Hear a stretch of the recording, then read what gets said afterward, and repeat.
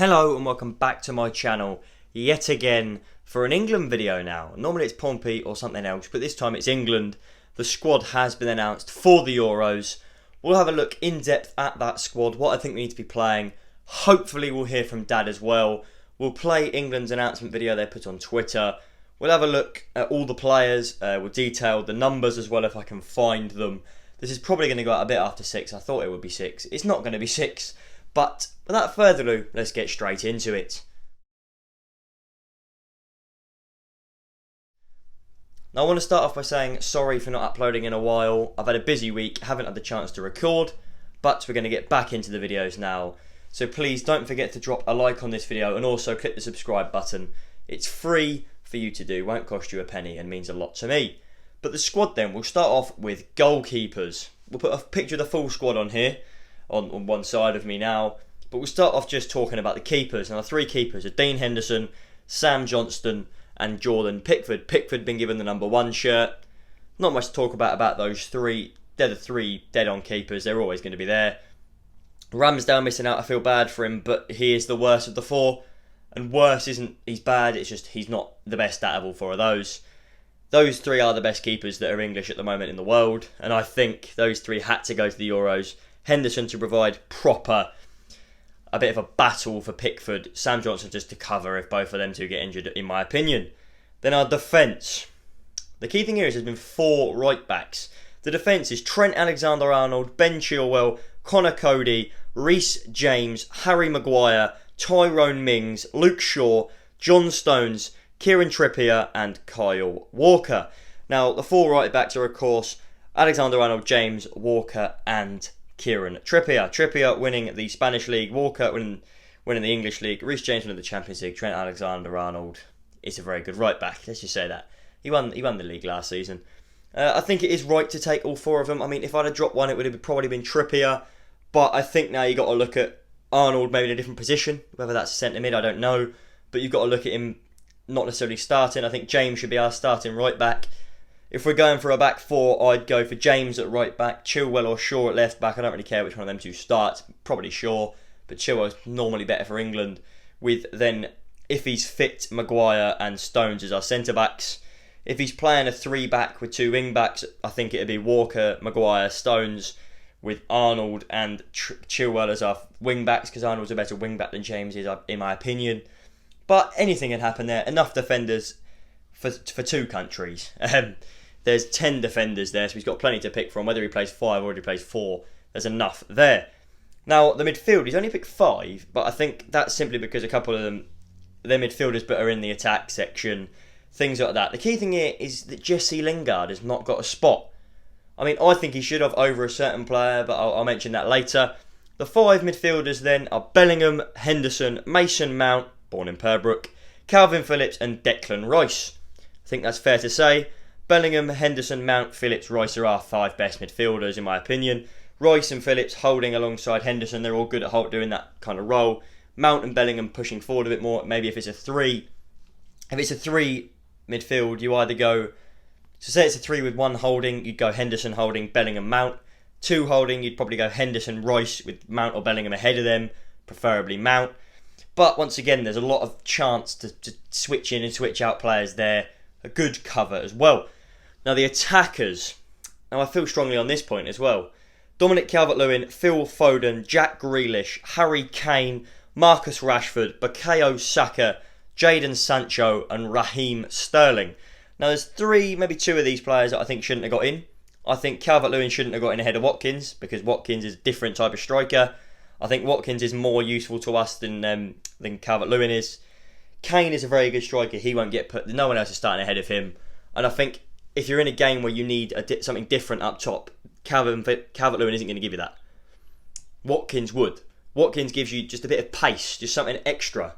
I mean, Calvert-Lewin is probably faster than Kane, but Watkins is levels faster than any of them. Calvert-Lewin has got that experience, but if you don't give someone like Watkins the experience, then what? I think it should have been Watkins. But anyway, Phil Foden then, class, one of the best youngsters in the world, no doubt over that one. Jack Grealish, again, class, probably should be starting at the Euros, but we'll see, won't we? Harry Kane, Captain Kane, he'll be starting, he'll be up front. Marcus Rashford, although he's had a tough season with United, he does deserve to be in. Very good player. He can play on the wing. He can also play up front if we need a bit of pace up there. I don't think he should start, but he needed to go. Bukayo Saka then. I don't think he should have gone. I know he's very good at covering. He can play left wing, right mid, right wing, left back, left kind of midfielder if we need him to. But I think Lingard should have gone ahead of him. And I say that because Lingard is an England regular in the past anyway. He's had a very good season, whereas Saka hasn't. Saka is a good young talent, but I think Lingard gets in over him for me. Whether or not that's the right decision, I don't know. Time will tell, won't it, whether Saka is a good addition to this England squad. The next two are Sancho and Sterling. I was about to say SSN, we don't want to mention that. But Sancho, the Dortmund winger, needed to go. Class player. You look at him this season, he's had troubles with injuries and he's still been class. Raheem Sterling, what can I say? He's always had so much potential, but he's never, for England at least, lived up to it. I mean, for City, he's been class. This season, not so much. He doesn't really turn up. He's not been the best. I don't think he should start at these Euros. If Southgate is going to play the front three he likes, I think it should be Grealish, Kane, Foden. Or Grealish, Kane, Sancho, Foden just behind them. Maybe even Foden, Kane, Sancho. I think it's got to be one of those four, three of those four to go in attack. And I think that's as simple as it is. But that is the full squad then. We'll put the announcement video on now.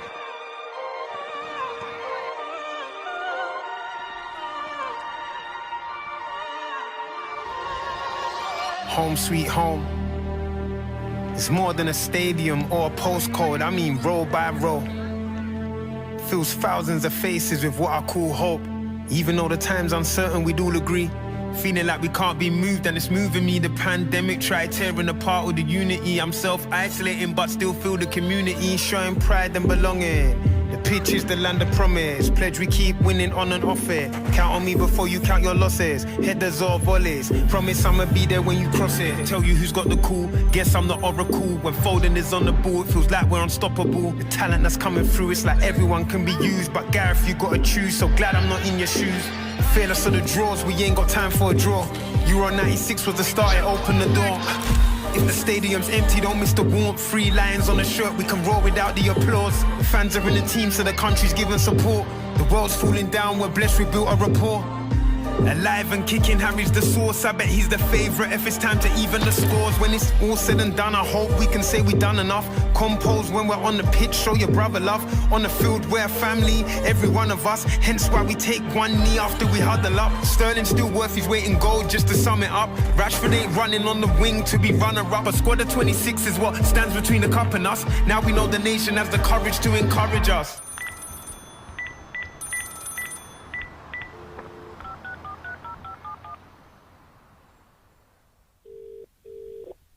Now, I'll probably get copyrighted for that, but I thought I'd put it up anyway.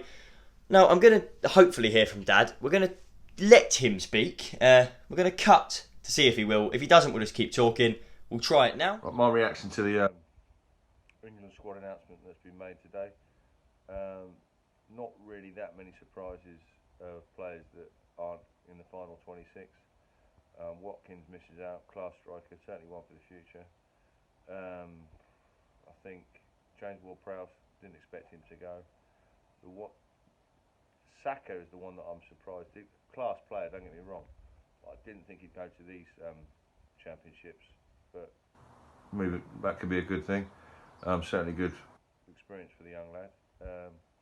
I'm glad that Trent Alexander-Arnold's been picked, because I think especially going forward, maybe not defensively, but as a wing back, he's different gravy in my opinion, and he must go. Looking at our squad going forward, well, we've got class all over the pitch going forward. Midfield, strikers, class. The thing that does worry me a bit is defensively. I don't think Maguire's a great centre back.